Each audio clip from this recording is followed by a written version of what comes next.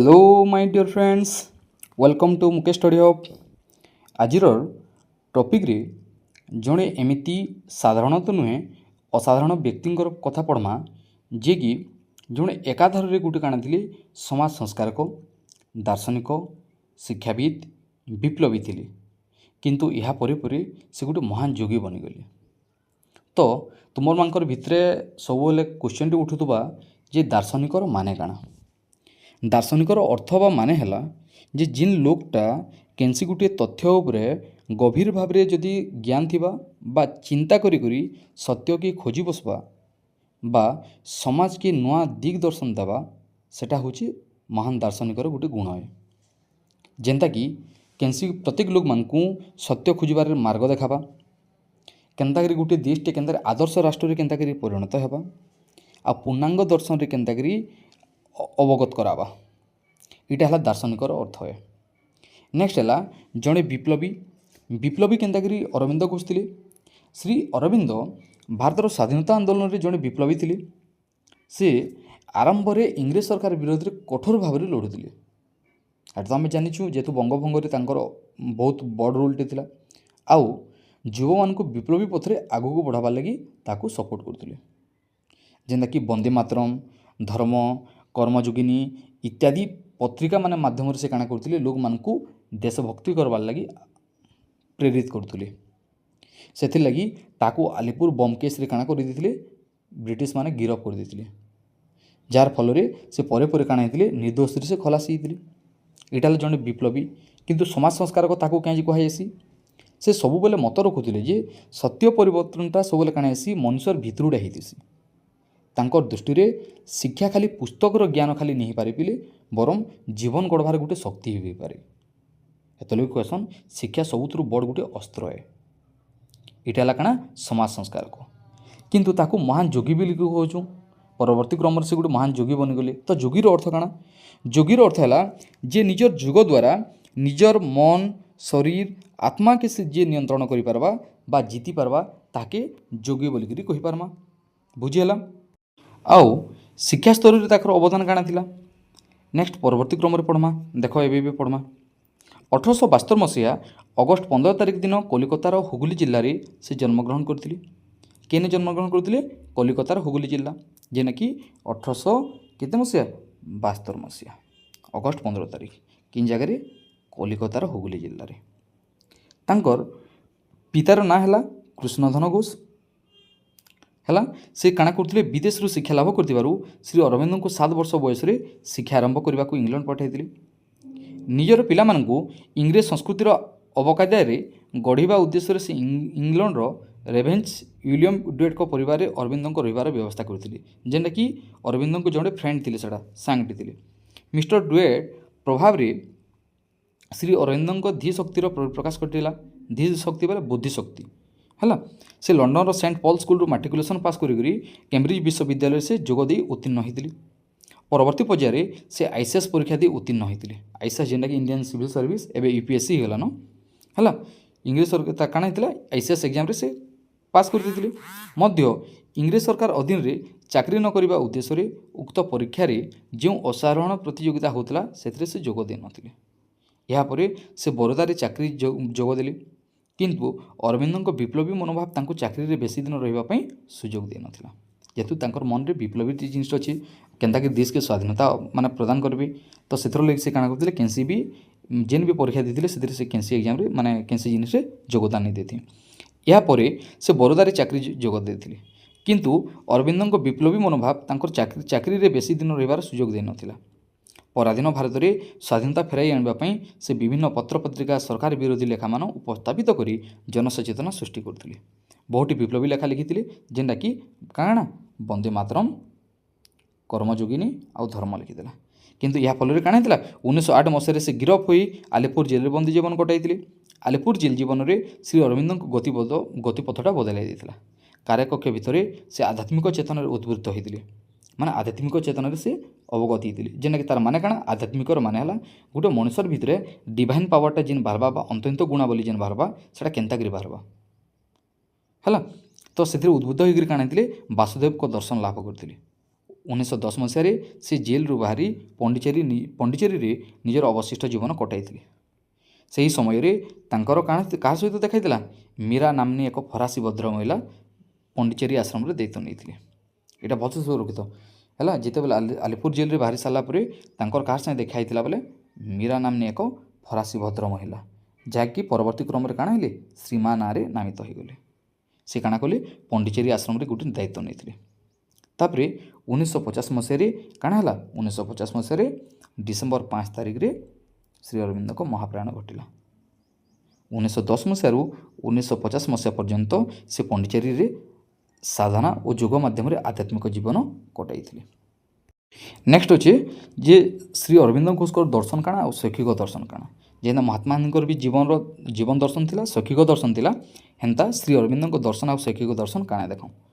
ସ୍ୱାମୀ ଦୟାନନ୍ଦଙ୍କ ଭଳି ଶ୍ରୀ ଅରବିନ୍ଦ କାଣା କରୁଥିଲେ? ବେଦ ଉପରେ ବିଶ୍ୱାସ କରୁଥିଲେ। ବେଦ କେତେ ପ୍ରକାର ଏଇଟା ମୁଁ ତୁମକୁ ହୋମ୍ ଟାସ୍କ ଦେଉଛେ। ଆର୍ ସବୁଥିରୁ ପୁରୁଣା ବେଦର ନାଁ କାଣା?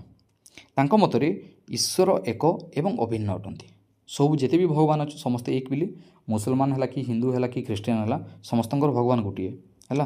ସେମାନେ ବି ସବକା ମାଲିକ ଏକ ବୋଲସନ୍। ଆମେ ବି ସବୁ ଭଗବାନ, ଖାଲି ତାଙ୍କ ରୂପ ଖାଲି ବଦଳି ଯାଇଛି। ସାଧାରଣତଃ ମଣିଷ ନିଜର କର୍ମ ଓ ଜ୍ଞାନ ବଳରେ ଅତିମାନସ ଓ ଅଧିମାନସ ସ୍ତରରେ ପହଞ୍ଚି ପାରିଥାଏ। ଯଦି ଗୋଟେ ଲୋକଟେ ଭଲ କର୍ମ କଲା, ଭଲ ଜ୍ଞାନ କଲା, ସେ କାଣା ହେବା? ଅତିମାନସ ସ୍ତରରେ ପହଞ୍ଚିଯିବା। ନିହେଲେ ଯଦି କର୍ମ ଯଦି ଖରାପ ହେଇଗଲା ବା ତାର ପାଖେ ଜ୍ଞାନ ଯଦି ନେନ, ସେ ବହୁତ ତଳକେ ଖସିଯିବା।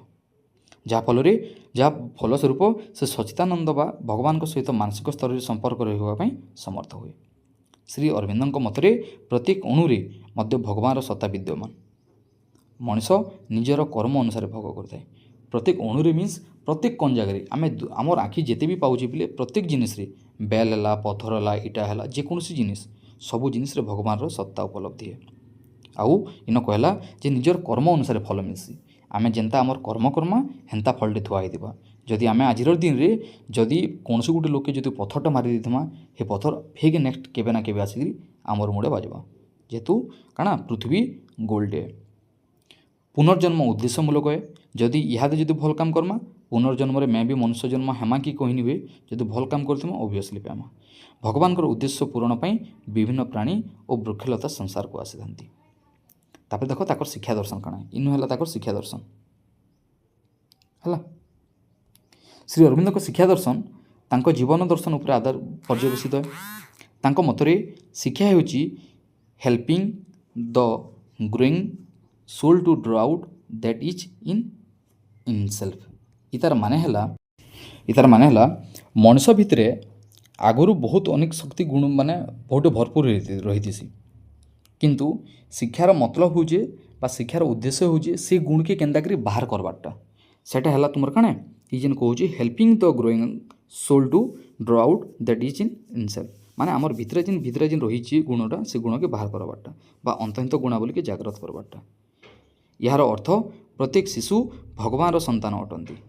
ଆମେ ଯେତେ ବି ଅଛୁ ସବୁ ପିଲେ ଭଗବାନର ସନ୍ତାନ ଅଟନ୍ତି। ସେ ଭଗବତ ସତ୍ତା ନେଇ ଏ ପୃଥିବୀ ପୃଷ୍ଠରେ ଅବତୀର୍ଣ୍ଣ ହୋଇଛନ୍ତି। ମାତ୍ର ଦୁଃଖର ବିଷୟ ସଂସାରରେ ଅନ୍ଧକାର ରୂପୀ ଲୋଭ, ମୋହ, ମାୟା ଆଦି ତା ସମ୍ମୁଖରେ ଜାଲ ସଦୃଶ ହୋଇ ବିଛାଇ ରୁହନ୍ତି। ପିଲେ ଏଇଟା ସମସ୍ତଙ୍କର ଭିତରେ ଆମର ସମସ୍ତ ଯେହେତୁ ମନୁଷ୍ୟ ଜାତି ହେଉଛୁ, ସମସ୍ତଙ୍କର ଭିତରେ କିଛି ନା କିଛି ଗୋଟେ ଲୋଭ, ମୋହ, ମାୟା ରହିଯାଇଛି, ଯେନ୍ଥିଲାଗି ଆମେ ସମସ୍ତେ ଅନ୍ଧକାରରେ ଭରି ହେଇଯାଇଛୁ।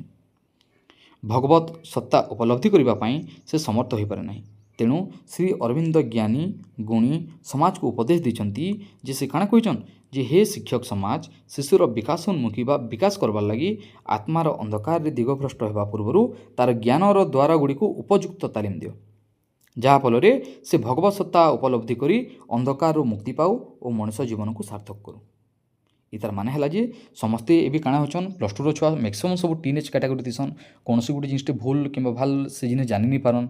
କୌଣସି ଗୋଟେ ସମୟର କେନ୍ସି ଗୋଟେ ଲୋକଟେ ଥିବେ ସେ ଜାଗାରେ ହସିକିରି ପଳେଇ ଆସିବେ, ବଡ଼ ଲୋକକୁ ସମ୍ମାନ ଦେନି ଜାନନ୍। ତ ସେମାନଙ୍କୁ ଗୋଟେ ଜିନିଷଟି ଉପଦେଶ ଯେ ସମସ୍ତେ କାଣା କରବାର କଥା, ନିଜର ଇ ଯେନ୍ ଦ୍ୱାରଟା ଯେନ୍ ଭ୍ରଷ୍ଟ ହେଉଛି ସେଥିପ୍ରତି ସମସ୍ତେ ସଜାଗ ରହୁନ୍। ଯେକୌଣସି ଜିନିଷ ଭୁଲ ହେଉଛି ସେ ଜିନିଷକେ ଭଲ କରୁନ୍। আর এটা কি କରିପାରବା, ଗୋଟେ ଗୁଣୀ ସମାଜ କରିପାରବା ବା ଗୋଟେ ଶିକ୍ଷକଟେ କରିପାରିବେ ବା ନିଜର ପିତା ମାତା ବି କରିପାରିବେ, ଯେହେତୁ ଛୁଆଟି ନିଜର ଘରରୁ ଏକା ହିଁ ଶିକ୍ଷାଟା ଗ୍ରହଣ କରି ବସି। ଶ୍ରୀ ଅରବିନ୍ଦଙ୍କ ଶିକ୍ଷା ଦର୍ଶନର କେତୋଟି ମୌଳିକ ନୀତି, ତାପରେ ତାଙ୍କର କେତେଟା ମୌଳିକ ନୀତି ମାନେ ଅଛେ ସେ ଜିନିଷ ମାନେ ଆମେ ଏବେ ଦେଖମା। इना देखबार के मिलला जे मनुष्यर मन को अन्ध्यान करने शिक्षार पृष्ठभूमि अटे। सब मनुष्य के अन्ध्यान करवा कथा, यहाँ ही आम शिक्षार पृष्ठभूमि अटे। किए भल किए खराब ये सब जिन जानवर कथा। प्रकृत शिक्षा मनुष्य बा मनुष्य जाति सार्वजनीन मनुष्यत्व उपर आलोकपात करते। जितकी भी जिनिस पिले जितकी भी जड़े शिक्षा आहरण कर सब बेले सब लोकल लगे मनुष्यत्व उपर आलोकपात करती। शिक्षा आत्मसत्तार विकास में उद्दिष्ट है, निजर सेल्फ डेभलपमेंट लगी भी बहुत उद्दिष्ट है। रक्त मांसर शरीर भितर प्रकृत मनुष्यत्व को जागृत करने शिक्षार उद्देश्य अटे। खाली देख आमर बॉडीटा काण थी रक्त मांसर तैयारी है, किंतु इथरू गोटे मनुष्य के केन्तार जागृत कर पारमा कैंसी गोटे जिन स्वार्थपर नहीं हबाटा, परस्पर के सहयोग करवाटा, कौन गोटे समस्याटे आसले से समस्या के मिलिमिशिक साहाय्य करवाटा सेटा है मनुष्यत्व जागृत करवाटा। शिशुर इच्छा और प्रकृति को विचार कर शिक्षादान कराइबा आवश्यक अटे। प्रत्येक शिक्षक समाज सब काण करवा कथा, शिशुर इच्छा के देखिए तार नेचर ठीक अच्छे कि मन भल अच्छे कि तार सर्वांगीन विकास हो देन तापर से शिक्षादानटा कराइबा उचित।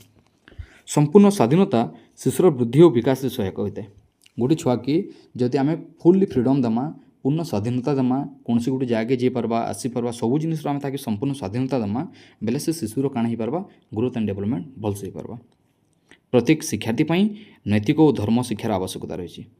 हेतु काण करासी प्रत्येक प्रार्थना सभार योगा करासी, हनुमान चालीसा पढ़ाई, सबू धर्म के अवगत करासी है। समस्ते नीति आदर्श के अनुप्राणित पारे। प्रार्थना सभार समस्ते नीतिवाणी मैंने कहसन। सो से काण प्रत्येक शिक्षार्थी निजर निजर सेल्फ डेभलपमेंट कर पारसन। नेक्स्ट है ताकर बहुत बड़ अवदान है पूर्णांग शिक्षा। तुमको क्वेश्चन पड़वा जे श्री अरविंदों मतरे बा शिक्षा क्षेत्र में सर्वश्रेष्ठ अवदान नाम काण बेले काण कह पूर्णांग शिक्षा बा ताके काण कहूँ इंटीग्राल एजुकेशन। ई इंटीग्राल एजुकेशन रो माने हला इधर माने हला गोटे साधारण जदि बुकटे बा नॉर्मल बुकटे खाली ज्ञान जदि प्रदान कला बेले बा पुस्तक ज्ञानटा खाली नॉर्मल खाली नॉलेज देला बेले गोटे इंटीग्राल एजुकेशन बा पूर्णांग शिक्षाटा काण करसी गोटे छुआ के फुल डेभलप करबार सहाय्य करसी। केन्ता करी तार बॉडी, तार माइंड, तार सोल के केन्ता करी डेभलप करि पारबा। इंटीग्राल एजुकेशन माने हला केन्ता करी ओवरऑल डेभलपमेंट हो पारबा। तो इन काण कहली पूर्णांग शिक्षा श्री अरविंदों पंडिचेरी परीक्षण फलाफल अटे। यह पूर्णांग शिक्षा कहिबार यथार्थता होउची यही शिक्षा शिशुर सामग्रिक विकास रे सहायक होता है। शिशु को पूर्णांग मनुष्य परिणत करते। पूर्णांग मनुष्य होगापी मनुष्यर 5टी दिग यथा काकाण थिबार कथा 5टा दिग शारीरिक, मानसिक, आध्यात्मिक, आत्मिक और चेतना शक्ति ये जिनिस सब तार विकास हबार कथा। तार शरीर ठीक थिबार कथा, तार मन स्तर ठीक थिबार कथा, आध्यात्मिक स्तर से ठीक थिबार कथा, मन इंद्रिय की सठिक करवार कथा, तार आत्मा मन संतुष्ट थिबार कथा, तार चेतना शक्ति आग पसी भलसे भावी पारुथिबार कथा। सत्यर अनुसंधान पर पूर्णांग शिक्षार आवश्यकता रही। सत्यर अनुसंधान पूर्वर यार विभिन्न दिग गुड़िक संपर्क जाना उचित। जेनता कि सत्य के खोजबार लगी तार 4टा दिग थी काकाण गोटे है प्रेम, गोटे काण रहा प्रेम, ज्ञान, शक्ति, सौंदर्य। कौन सी गोटे सत्य के आम जिते खोजमा ये 4टा आमको निहाती जरूरी। जेनता कौन सी गोटे बही के जिते पढ़मा बही भितर भी आम प्रेमटा खोजबार कथा। बही ही ज्ञान मिलसी, बही ही शक्ति मिलसी, और बही आम लगे सौंदर्य केतबले भी आमको चिट नहीं करे। नेक्स्ट है शिक्षार लक्ष्य। शिक्षार लक्ष्य रे पहला पॉइंट है प्राचीन आध्यात्मिक ज्ञानर पुनरुद्धार। इन पे कहला आध्यात्मिक। तो आध्यात्मिक माने काण ये मनुष्य भितर जेन डिवाइन पावर बा अंतर्निहित गुणावली अच्छी सेटा कि शिक्षा द्वारा ही काण करवार कथा ताकि डेभलप करवार कथा है। आउ इथिरे काण कहूँ जे ऋषि माने जेन पुराणा ऋषि माने जेन अछन तांकर ज्ञान के केन्ता करी पुनर्बार फिर पुणी थोड़े केन्ता जीवन ज्ञान भी सेटा ही ये प्राचीन आध्यात्मिक ज्ञानर पुनरुद्धार।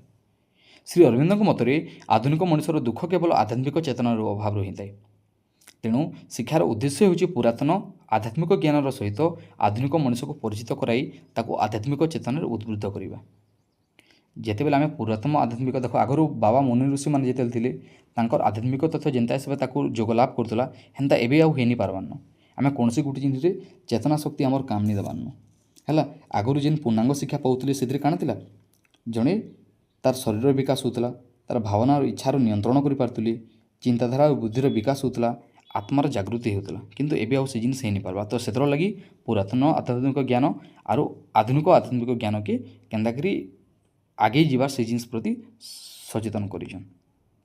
3 नंबर पॉइंट है प्रत्येक दिगरे आध्यात्मिक चेतनार प्रभाव सृष्टि करवा। श्री अरविंदों मतरे दर्शन, साहित्य कला, विज्ञान, ଦିଗ ଆଧ୍ୟାତ୍ମିକ ଚେତନାର ପ୍ରଭାବରେ ପ୍ରଭାବିତ ନହେଲେ ଏହା ସମ୍ପୂର୍ଣ୍ଣ ହୋଇଯାଏ। ପିଲେ ଦେଖ ଇ ଜିନିଷ ସବୁବେଳେ କାଣା କହିଲା ଇତିହାସର ଦର୍ଶନ ହେଲା କିମ୍ବା ସାହିତ୍ୟ ହେଲା କଲା ହେଲା କିମ୍ବା ବିଜ୍ଞାନ ହେଲା ଏ ସବୁ ଜିନିଷର ଆମର ପାଖେ ଯଦି ଚେତନା ନି ହେବା ବା ଏ ଜିନିଷର ଆମେ ସବୁ ସମସ୍ତେ ଯଦି ଅବଗତ ନି ହେମା ବୋଲେ ଆମର এই ବିଦ୍ୟାଟା ବା এই ଶିକ୍ଷାଟା ଅସମ୍ପୂର୍ଣ୍ଣ ରହିଯିବା। ତେଣୁ ପ୍ରତ୍ୟେକ କ୍ଷେତ୍ରରେ ଆଧ୍ୟାତ୍ମିକ ଚେତନାର ଆବିର୍ଭାବ ଏହାକୁ ସହଜ ଓ ବୋଧଗମ୍ୟ କରିଥାଏ। ଶିକ୍ଷା ହିଁ ଏ ଦିଗରେ ସହାୟକ ହୋଇଥାଏ। ଶିକ୍ଷା ସବୁ ଜିନିଷର ମୂଳ ମନ୍ତ୍ର ଏ ପିଲେ। ନେକ୍ସଟ ହେଲା ସମାଜକୁ ଆଧ୍ୟାତ୍ମିକ ମାର୍ଗରେ ପରିଚାଳିତ କରିବା। ପ୍ରତ୍ୟେକ ସମାଜର ନୀତି ଆଦର୍ଶ ଅନ୍ୟ ସମାଜଠାରୁ ଭିନ୍ନ ଅଟେ। ଦେଖ ଆମର ଇଆଡ଼ର ସମାଜଟା ଅଲଗା, ମେ ବି ଓଡ଼ିଶା ବାହାରେ ଯେନ୍ ସମାଜଟା ଥିବା ସେ ସମାଜର ନୀତି ଆଦର୍ଶ ଅଲଗା ଥିବା ଏବଂ ଶିକ୍ଷା ଏହି ନୀତି ଆଦର୍ଶକୁ ଆଗାମୀ ବଂଶଧରମାନଙ୍କୁ ପହଞ୍ଚାଇବା ପାଇଁ ଏକମାତ୍ର ମାଧ୍ୟମ ଅଟେ। ଯେହେତୁ ଦେଖ ଆମେ ସମସ୍ତେ ଜାଣିଛୁ ରାମାୟଣ ମହାଭାରତ ଭଗବତ ଗୀତାରୁ ଆମେ ସମସ୍ତେ ଶିଖୁଛୁ, ତ ଆମେ କିଛି ନା କିଛି ଗୋଟେ ଭଲ କାମ କରୁ ଯେନ୍ଟାକି ଆଗାମୀ ପିଢ଼ି ସେମାନେ ଆମମାନଙ୍କୁ ଶିଖିପାରିବେ। ସମାଜର ନୀତି ଆଦର୍ଶକୁ କେବଳ ଆଗାମୀ ବଂଶଧରମାନଙ୍କ ପାଖରେ ପହଞ୍ଚାଇଲେ ଚଳିବ ନାହିଁ, ବରଂ ଏହା ସହିତ ନୀତି ଆଦର୍ଶକୁ ଆଧ୍ୟାତ୍ମିକ ଚେତନା ରୂପକ ମାପକାଠିରେ ମୂଲ୍ୟାୟନ କରି କେଉଁଠି ପ୍ରାସଙ୍ଗିକତା କେତେ ତାହା ତଦନ ରଖି ଶିକ୍ଷାର ପ୍ରାମ୍ୟ କାର୍ଯ୍ୟ ଅଟେ। ତାର ମାନେ ହେଲା ଯେ ସବୁ ଜିନିଷକେ ଆଗ ପଛ ଦେଖିକିରି ଭଲସେ ସଚେତନ କରିକିରି ଆଗକେ ନେବାର କଥା। ନେକ୍ସଟ ହେଲା ତାର ପାଠ୍ୟକ୍ରମ ସହ ପାଠ୍ୟକ୍ରମ ଏଇଟା ମାନେ ଟିକେ ଟିକେ ପଢ଼ସି ଦେଖି ନେଇଥିବ ଟିକେ ଟିକେ। ଏଥିରେ କାଣା କରୁଛେ ପାଠ୍ୟକ୍ରମରେ ଶାରୀରିକ ଶିକ୍ଷା ପାଇଁ ଖେଳ କୁସ୍ତି ସୁଷମ ଖାଦ୍ୟ ସ୍ୱାସ୍ଥ୍ୟ ସନ୍ତରଣ ଇତ୍ୟାଦି ମାନେ ସ୍ଥାନ ପାଇବା ଉଚିତ। ଆଉ ସହ ପାଠ୍ୟକ୍ରମ କାର୍ଯ୍ୟାବଳୀରେ କାଣା ହେଉଛି ଏଥିରେ ସହ ପାଠ୍ୟକ୍ରମ କାର୍ଯ୍ୟାବଳୀ କିନ୍ତୁ ପାଠ୍ୟକ୍ରମରେ କାଣା ଅଛି ଭାଷା ଗଣିତ ସାମାଜିକ ବିଜ୍ଞାନ ସାଧାରଣ ବିଜ୍ଞାନ এই ଜିନିଷ ମାନେ ଅଛି। ଅରବିନ୍ଦଙ୍କ ମତରେ ଶିଶୁର ଆଧ୍ୟାତ୍ମିକ ଓ ଆତ୍ମିକ ବିକାଶ ନିମିତ୍ତ କାଣା ଥିବାର କଥା ସତ୍ୟ ପ୍ରେମ ଭଗବତ ବିଶ୍ୱାସ ଉପରେ ବିଶ୍ୱାସ ଥିବାର କଥା ବା ଅଭ୍ୟାସ କରାଯିବା ଉଚିତ। ହେଥିଲାଗି ସେଥିପାଇଁ ଶ୍ରୀ ଅରବିନ୍ଦଙ୍କ ପଣ୍ଡିଚେରୀ ଆଶ୍ରମରେ କାଣା କାଣା କରାଯାଉଥିଲା ଧ୍ୟାନ କରାଯାଉଥିଲା, ପ୍ରାର୍ଥନା ସଭାରେ ସମସ୍ତେ ଯୋଗଦାନ ଦେଉଥିଲେ, ଯୋଗ ଓ ସମାଜ ଉପରେ ଗୁରୁତ୍ୱ ଆରୋପ କରୁଥିଲେ। ନେକ୍ସଟ ହେଲା ଶିକ୍ଷାଦାନ ପଦ୍ଧତି। ଶିକ୍ଷାଦାନ ପଦ୍ଧତି କାଣା ଦେଖ ଶ୍ରୀ ଅରବିନ୍ଦଙ୍କ ଶିକ୍ଷାଦାନ ପଦ୍ଧତିରେ ପ୍ରଥମ ନୀତି ହେଲା କୌଣସି ଶିକ୍ଷାର୍ଥୀଙ୍କୁ କିଛି ପଢ଼ାଯିବନି, କେନ୍ସି ପ୍ରକାର ତାକେ ପଢ଼ା ନିଯାଉ ଛୁଆଟା ସମସ୍ତେ ଜାଣିଛେ ସବୁ ତାର କନସେପ୍ଟ ଅଛି ତାକେ କୌଣସି ପ୍ରକାର ଜୋର ଜବରଦସ୍ତି ଶିକ୍ଷାଟା ଦିଆନିଯିବ ଶୃଙ୍ଖଳା ଜ୍ଞାନ ଦିଆନିଯିବ। କେବଳ ଶିକ୍ଷାର ଉତ୍ସଗୁଡ଼ିକ ବାବଦରେ ସମ୍ୟକ ସୂଚନା ଦିଆଯିବ, ଟିକେ ଟିକେ ଖାଲି ଆଇଡ଼ିଆ ଦିଆଯିବ। କାରଣ ତାଙ୍କର ବିଶ୍ୱାସ ଥିଲା ଯେ ଶିକ୍ଷାର୍ଥୀ ମଧ୍ୟରେ ଜ୍ଞାନ ଭରପୁର ରହିଛି, ଶିକ୍ଷକ କେବଳ ପଥ ପ୍ରଦର୍ଶକ ଅଟନ୍ତି। ଜ୍ଞାତରୁ ଅଜ୍ଞାତକୁ ଯେନ୍ ଜିନିଷ ଜାଣିଥିବା ଯେନ୍ ଜିନିଷ ନି ଜାଣିଥିବା ସେଟା ବି ତାକେ ଅବଗତ କରାବା, ନିକଟରୁ ଦୂରକୁ ଅଗ୍ରସର ହେବା ଶିକ୍ଷାଦାନର ନୀତି ଅଟେ। ପାଖର ଜିନିଷ ବି ଦେখাবা ଦୂରର ଜିନିଷ ବି ଦେখাবা, ଗୋଟେ ଛୁଆକେ କନସେପ୍ଟ ଛୋଟ ବି ଦେখাবা ବେସିକ୍ରୁ ବି ଦେখাবা ତାକେ ହାର୍ଡ଼ ବି ଦେখাবা ମଡରେଟ୍ ବି ତାକେ ଦେখাবা। ଶିକ୍ଷକ କେବଳ ପଥ ପ୍ରଦର୍ଶକ ଅଟନ୍ତି, ଖାଲି ରାସ୍ତା ଖାଲି ଦେখাବା। ଶ୍ରୀ ଅରବିନ୍ଦଙ୍କ ମତରେ ଜ୍ଞାନ ଆହରଣ ପାଇଁ ଶିକ୍ଷାର୍ଥୀର ଇନ୍ଦ୍ରିୟ ତାଲିମର ଆବଶ୍ୟକତା ରହିଛି। ଆମର ପିଲେ 5ଟା ଇନ୍ଦ୍ରିୟ ସବୁ 5 ଇନ୍ଦ୍ରିୟକେ କିଏ ତଦାରଖ କରସି ଶିକ୍ଷା ହିଁ କରସି, କାରଣ ଇନ୍ଦ୍ରିୟ ଗୁଡ଼ିକର ଜ୍ଞାନର ଦ୍ୱାରା ହେଉଛି ସଦୃଶ। ସବୁବେଳେ କାଣା ଇନ୍ଦ୍ରିୟର ଜ୍ଞାନର ଦ୍ୱାର ସଦୃଶ କିଏ ଶିକ୍ଷା ହିଁ। ଶିକ୍ଷା ବା ଶିକ୍ଷାର୍ଥୀ ନିଜେ ପ୍ରତ୍ୟେକ ଜିନିଷକୁ ନିଜର ଇଚ୍ଛା ମୁତାବକ ପର୍ଯ୍ୟବେକ୍ଷଣ ଓ ପରୀକ୍ଷଣ ମାଧ୍ୟମରେ ତଦନ ରଖି ସନ୍ତୁଷ୍ଟ ହେବା ଉଚିତ। ନେକ୍ସଟ ପଢ଼ମା ଶିକ୍ଷକଙ୍କର ଭୂମିକା।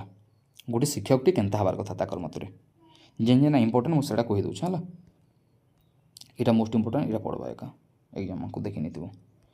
ଶ୍ରୀ ଅରବିନ୍ଦଙ୍କ ମତରେ ଶିକ୍ଷକ ନିଜକୁ ଜ୍ଞାନର ଅବତାର ବୋଲି ନ ଭାବି ଶିକ୍ଷାର୍ଥୀର ବନ୍ଧୁ ଉପଦେଷ୍ଟା ଭାବେ କାର୍ଯ୍ୟ କରିବା ଉଚିତ।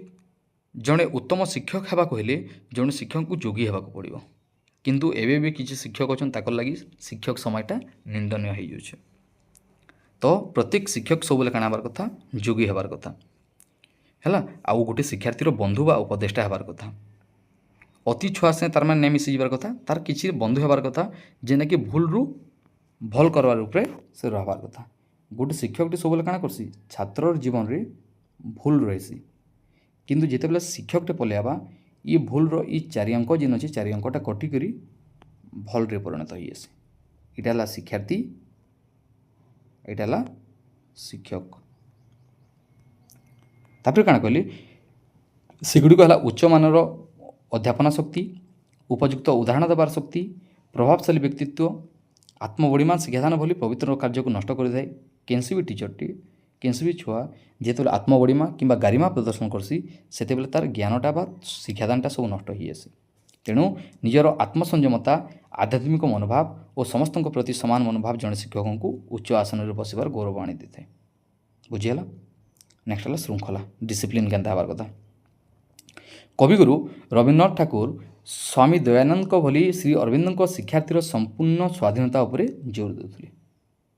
संपूर्ण स्वाधीनता देले गोटे छुआटे फुल फ्रीडम देले से उपयुक्त पाठटा पढ़ी पारसी और तार भितर ज्ञानटा भरपूर हो पारसी ताकि कैंसी जिनिस रोकठोक करमा बेले तार मन रे गोटे द्विधा प्रदेश हवा और लास्ट से कैंसी जिनिस के बुझी नहीं पारे तांको मतरे स्वाधीनता शिक्षार्थीर वृद्धि और विकास सहायक होता है तेणु पितामाता और शिक्षक शिक्षार्थी को अत्यधिक आकट कले यह शिक्षण प्रक्रिया बाधा सृष्टि करे एवं टी जस्ट आगे कही निजर माँ बापा कि शिक्षक जदि शिक्षार्थी के जदि अति आकट कले निरीह मानले कौन से गोटे भूल हो गला सेटा के माफ करदे तो सबू जिनिस सिस्टमटा रखले सेटा काना होगा बाधा सृष्टि होगा पिलार भविष्य कौन हे से विषय में पिलार शक्ति मनोभाव और आग्रह को विचार को न नहीं एक तरफा विचार आदौ फलप्रद हुए ना कौन से गोटे छुआ के एक तरफा नहीं देखबार कथा गोटे टीचर धर्म समस्त को इक्वालिटी मेंटेन देखबार कथा श्रृंखला शिक्षा देवार आदौ आवश्यकता नहीं शिक्षक और पितामाता एपरी परिवेश सृष्टि करेंगे जद्वारा शिक्षार्थी आपे आपे श्रृंखलित हो यहाँ आध्यात्मिक श्रृंखला कहुए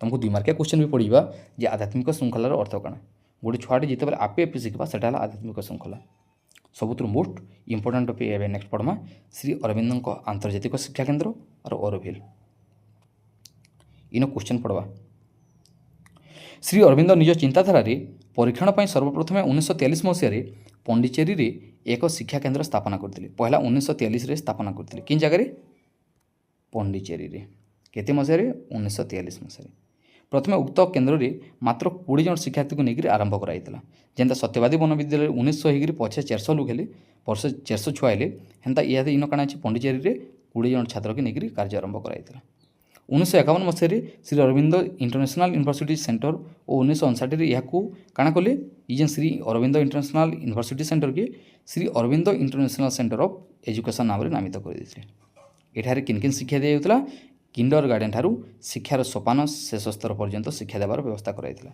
जेना यूकेजी एलकेजी जेनटा कहुचे विश्वर विभिन्न प्रांतरू जाति धर्म वर्ण निर्विशेष एवं मध्य पिला माने आसी सेठारे अध्ययन करछंती यार विशेषत्व है विभिन्न देशर संस्कृति कला स्थापत्य गीत नृत्य इत्यादि को सामग्रिक भाव में गुरुत्व देवा विश्व संस्कृति और विश्व नागरिकतार यार एक बड़ उदाहरण अटे 1968 मसीहा पंडिचेरी 5 माइल दूर में ओरोभिल प्रतिष्ठा कराइला यहाँ मोस्ट इंपोर्टाट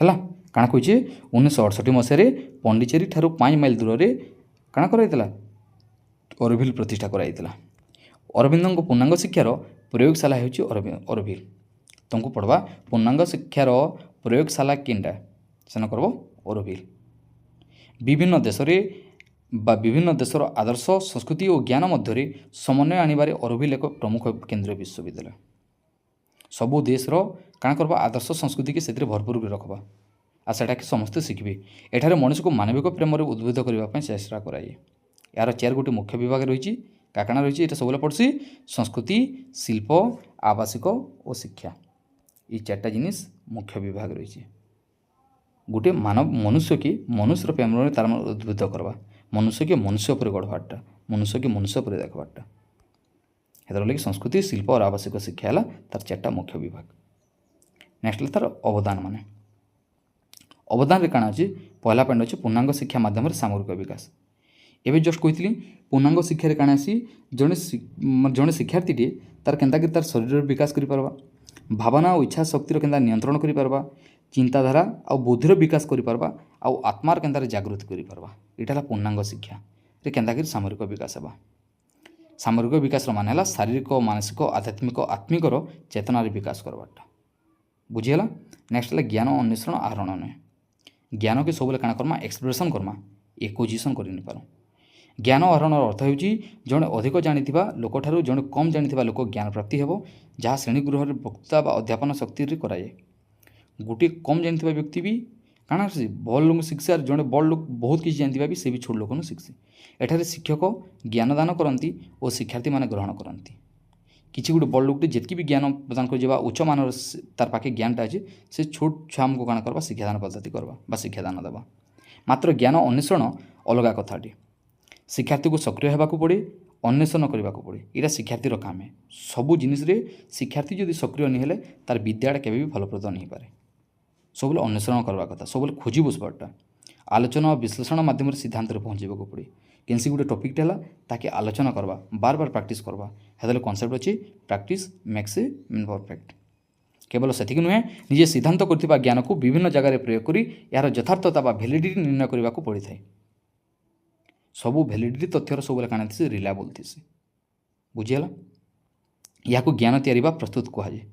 ଏପରି ହେଲେ ଶିକ୍ଷଣ ଚିରସ୍ଥାୟୀ ବା ଅର୍ଥପୂର୍ଣ୍ଣ ହୋଇଯାଏ। କେନ୍ସି ଗୋଟେ ତଥ୍ୟକେ କାଣା କରବା, ସକ୍ରିୟ ହେବା ପହଲା ନିଜେ ଅନ୍ୱେଷଣ କରବା, ଦେନ୍ ସେହି କନସେପ୍ଟକେ ଆଲୋଚନା ଆର୍ ବିଶ୍ଳେଷଣ କରବା, ଆଉ ଲାଷ୍ଟକେ ସେ ସିଦ୍ଧାନ୍ତରେ ପହଞ୍ଚିବା। ନେକ୍ସଟ ହେଲା ଶିକ୍ଷାର ଲକ୍ଷ୍ୟ ଆଧ୍ୟାତ୍ମିକ ଚେତନାକୁ ଜାଗ୍ରତ କରିବା। ଶ୍ରୀ ଅରବିନ୍ଦଙ୍କ ମତରେ ପ୍ରତ୍ୟେକ ଶିଶୁ ଜନ୍ମ ହେବା ବେଳେ ଆଧ୍ୟାତ୍ମିକ ଚେତନା ନେଇ ଜନ୍ମ ହୋଇଥାଏ। ପ୍ରତ୍ୟେକ ମଣିଷ ଭଗବାନର ସନ୍ତାନ ଓ ପ୍ରତ୍ୟେକ ମଧ୍ୟରେ ଏହା ଚେତନା ଥାଏ। ମାତ୍ର ଏହି ଚେତନା ଜାଗ୍ରତ ହେଲେ ମଣିଷ ମଧ୍ୟରେ ଥିବା ଈଶ୍ୱର ଦତ୍ତ ଗୁଣର ପରିପ୍ରକାଶ ହୋଇଥାଏ। ଉଦାହରଣ ସ୍ୱରୂପ ଜଣେ ମୂର୍ତ୍ତିକାର ପଥର ମୂର୍ତ୍ତି ତିଆରି କରୁଥିଲେ। ଜଣେ ଦର୍ଶକ ତାକୁ ପଚାରିଲେ, ଏହି ମୂର୍ତ୍ତି ତିଆରି କରିବାକୁ ତୁମର ବହୁତ କଷ୍ଟ ହୋଇଥିବ। ସେ ଉତ୍ତର ଦେଲେ, ମୁଁ ବିଶେଷ କିଛି କରିନାହିଁ। ଏ ମୂର୍ତ୍ତି ପଥର ଭିତରେ ଥିଲା, ମୁଁ କେବଳ ତା'ର ଦେହରେ ଖୋଲ ପାଗୁଡ଼ି ଛଡ଼ାଇ ଦେଇଛି। ସେଥିରେ ସେହିପରି ଶିକ୍ଷକ ଓ ପିତାମାତା ଥରେ ପିଲାର ସେହି ଆଧ୍ୟାତ୍ମିକ ଚେତନାକୁ ଜାଗ୍ରତ କରିଦେଲେ ସବୁକିଛି ବିକାଶ ଆପେ ଆପେ ସମ୍ଭବ ହୋଇଯିବ। ହେତେବେଳେ କନସେପ୍ଟ ଥିସି ସମସ୍ତଙ୍କୁ କାଣା ଥିସନ୍, ଜନ୍ମରୁ ଇନବିଲ୍ଟ ଟ୍ୟାଲେଣ୍ଟେଡ଼ କେହି ବି ନେଇଥାନ୍। ତ ସମସ୍ତେ ଯେତେବେଳେ ବଢ଼ି ବସନ୍ ତାଙ୍କର ଭିତରେ ସେ ଜ୍ଞାନଟା ଭରପୁର ହେଇ ବସେ। ଆଉ ଶିକ୍ଷକ ଆର୍ ପିତାମାତା କାଣା କରିବେ, ଗୋଟେ ଛୁଆକେ କେନ୍ତା ଗଢ଼ିବେ ସେଥିପ୍ରତି ସଜାଗ ରହିବେ। ଯେନ୍ତା ଏବେ କହିଲା ଗୋଟେ ପଥରକେ ମୂର୍ତ୍ତି ଦେବାର୍ ଲାଗି ଯେନ୍ ତାକେ ଡିଜାଇନ୍ କରାଗଲା, ହେନ୍ତା ବା ତାକେ ସଜା କରାଗଲା, ତାକେ ସଚେତନ କରାଗଲା, ତାକେ କିଛି ଗୋଟେ ତାର ରୂପ ଦିଆଗଲା, ହେନ୍ତା ଶିକ୍ଷକ ସମାଜର ପିତାମାତା ଯଦି ତାକେ ଯଦି ରୂପ ଦେଇ ବସିଲେ ବୋଲେ ସେ ଛୁଆଟା କାଣା ହେଇଯିବା, ଭବିଷ୍ୟତ ଜୀବନରେ ଗୋଟେ ଭଲ ମଣିଷରେ ତିଆରି ହେଇଯିବ। ଯଦି ମା ବାପା ଶିକ୍ଷକ ସମାଜ ତାକେ ଯଦି ଉପଦେଶ ଦେଲେ, ସେ ପରବର୍ତ୍ତୀ କ୍ରମରେ କାଣା ହେଇଯିବା, ଆତଙ୍କବାଦ ନେଲେ ମାଓବାଦୀର ଅକ୍ତିଆରେ ପଲେଇଯିବା। ନେକ୍ସଟ ହେଲା ଆନ୍ତର୍ଜାତିକ ଶିକ୍ଷା କେନ୍ଦ୍ର ଓ ବିଶ୍ୱ ସଂସ୍କୃତି। ପୃଥିବୀ ପୃଷ୍ଠରେ କିଣ୍ଡରଗାର୍ଟେନ୍ ଠାରୁ ଆରମ୍ଭ କରି ବିଶ୍ୱବିଦ୍ୟାଳୟ ଶିକ୍ଷା ପର୍ଯ୍ୟନ୍ତ ସୁଯୋଗ ଥିବା ଅନୁଷ୍ଠାନ ଖୁବ୍ କମ୍ ଦେଖାଯାଏ। ଏହାର ଦ୍ୱିତୀୟ ବିଶେଷତ୍ୱ ହେଉଛି ବିଶ୍ୱର ବିଭିନ୍ନ ପ୍ରାନ୍ତରୁ ଜାତି, ଧର୍ମ, ବର୍ଣ୍ଣ ନିର୍ବିଶେଷରେ ପିଲାମାନେ ଆସି ଅଧ୍ୟୟନ କରନ୍ତି। ଇ କିଣ୍ଡରଗାର୍ଟେନ୍ରୁ ବିଶ୍ୱବିଦ୍ୟାଳୟ ପର୍ଯ୍ୟନ୍ତ ବା ଅରବିଲରେ କାଣା କରାଯାଉଥିଲା, ସେନ ସମସ୍ତେ ପଢ଼ିପାରୁଥିଲେ, ସବୁ ଜାତି, ସବୁ ଧର୍ମ, ସବୁ ବର୍ଣ୍ଣର ପିଲାମାନେ ସେନ ବାସ କରି ପଢ଼ିପାରୁଥିଲେ। 3 ନମ୍ବର ଇନର ବିଶେଷତ୍ୱ କାଣା ହେଲା, ଯେ ବିଭିନ୍ନ ଦେଶର ସଂସ୍କୃତି, କଲା, ସ୍ଥାପତ୍ୟ, ଗୀତ, ନୃତ୍ୟ ଇତ୍ୟାଦିକୁ ସାମୂହିକ ଭାବରେ ଗୁରୁତ୍ୱ ଦିଆଯାଇଥାଏ। ଓଡ଼ିଶାରୁ ହେଲା, ଓଡ଼ିଶାରୁ ଓଡ଼ିଶୀ ନୃତ୍ୟ ହେଲା, କିମ୍ବା ପଶ୍ଚିମ ଓଡ଼ିଶାରୁ ସମ୍ବଲପୁରୀ ନୃତ୍ୟ ହେଲା, ଆସାମର ବିହୁ ହେଲା, ସମସ୍ତେ ସବୁ ଷ୍ଟେଟ୍ରୁ ସମସ୍ତେ କାଣା କରିବେ, ନିଜର କଲଚର, ନିଜର ସଂସ୍କୃତି, ନିଜର ପରମ୍ପରାକେ ଆଗେଇ ଆଣିବେ। ଏହାଦ୍ୱାରା କେବଳ ବିଶ୍ୱର ସଂସ୍କୃତିର ସୁଯୋଗ ମିଳେ ନାହିଁ, ତାହା ନୁହେଁ ବରଂ ଆନ୍ତର୍ଜାତିକ ବୁଝାମଣା ପାଇଁ ଭିତ୍ତିଭୂମି ତିଆରି କରାଯାଇଥାଏ। ଖାଲି ଇଣ୍ଡିଆର ମାନେ ବୋଲି ମାନେ ସେ ସବୁ ଷ୍ଟେଟ୍, ସବୁ କଣ୍ଟ୍ରି ଆସିକରି ଗୋଟେ ଜାଗାରେ ପଢ଼ବେ, ଗୋଟେ ଜାଗାରେ ନିଜର ସଂସ୍କୃତି କଲାକେ ଦେଖିପାରିବେ। ନେକ୍ସଟ ହେଲା କିଛି ପଢ଼ାଯିବ ନାହିଁ, ଶିକ୍ଷାଦାନର ପ୍ରଥମ ନୀତି। କୌଣସି ଗୋଟେ ସବୁ ପହଲା ଜିନିଷ ପହଲା ବୁଝ, ଗୋଟେ ଛୁଆର ଭିତରେ ସବୁବେଳେ ଅନ୍ତର୍ନିହିତ ଗୁଣାବলীଟା ସବୁବେଳେ ଥିସି। ସେ ସବୁ ଜିନିଷ ଜାଣିଥିସି ବୋଲି, ବାକି ତାହାକେ ସମୟ ଖାଲି ତାହାକେ ସୂଚନା ଦେଇଦେଲେ ସେ ସବୁ କନସେପ୍ଟକେ ଧରି ପକାସେ। ଏଇଟା ହେଲା କିଛି ପଢ଼ାଯିବ ନାହିଁ, ଏହା ଶିକ୍ଷାଦାନର ପ୍ରଥମ ନୀତି। ନେକ୍ସଟ ହେଲା ସମନ୍ୱିତ ଶିକ୍ଷା ଯୋଜନା। ସମନ୍ୱିତ ଶିକ୍ଷା ଯୋଜନାର ମାନେ ହେଲା ଇନ ସବୁ କ୍ୟାଟାଗୋରୀର ପିଲାମାନେ ପଢ଼ବେ ହେଲା, ସମସ୍ତେ ମିଳିମିଶିକି ପଢ଼ବେ, ସମସ୍ତେ ମିଳିମିଶିକି ଯୋଗ କରିବେ, ପ୍ରାର୍ଥନା କରିବେ, ଧ୍ୟାନ ଦେବେ। ଏଇଟା ହେଲା ତୁମର କାଣା, ଶ୍ରୀ ଅରବିନ୍ଦଙ୍କ ଜୀବନୀ, ଜୀବନ ଦର୍ଶନ, ଶିକ୍ଷା ଦର୍ଶନ, ପୂର୍ଣ୍ଣାଙ୍ଗ ଶିକ୍ଷା, ତାର ଶିକ୍ଷାର ଲକ୍ଷ୍ୟ କିମ୍ବା ପାଠ୍ୟକ୍ରମ ପ୍ରଣାଳୀ ଆଉ ଶିକ୍ଷକଙ୍କର ଭୂମିକା ହେଲା। ଯଦି ଭଲ ଲାଗିଯିବା, এই ଭିଡ଼ିଓର ଲାଇକ୍, କମେଣ୍ଟ ଆଣ୍ଡ ସବସ୍କ୍ରାଇବ୍ ଟିକେ କରିଦେବେ। Thank you.